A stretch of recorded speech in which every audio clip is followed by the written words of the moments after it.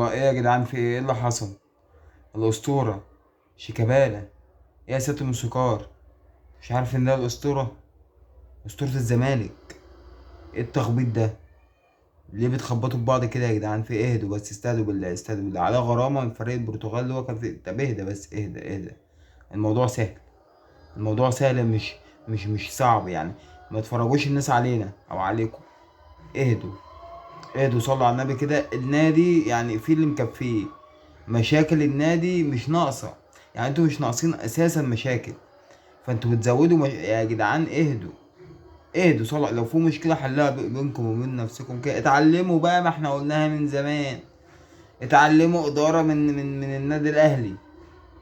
لو في مشكلة بينكم كده مش لازم كل شوية الحديدة واطلع على اليوتيوب. مش لازم يعني.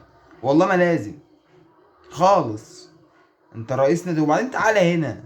تعالى بس، تعالى في كلمتين، تعالى بس اقول لك انا.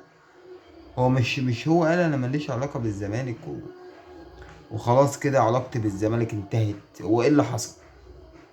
هو في ايه يا جدعان؟ هو في ايه بجد والله؟ انتوا ليه ماشيين مع جماهير الزمالك بمبدأ الكلام بتاع بالليل بيطلع عليه الشمس بيسيح؟ ليه بقى؟ ليه بجد؟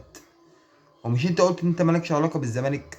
ازاي النهارده تطلع تتكلم مع الاسطورة كده وتجتمع مع المدير الفني وبتاعه وبتاخد قرارات وطرد شيكابالا وكلام كبير قوي كده؟ طب ليه؟ طيب ليه؟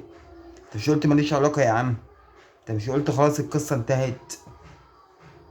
لكم الله يا جماهير الزمالك بجد والله. والله انا اهلاوي ولكن والله والله والله صعبانين عليا جدا يعني.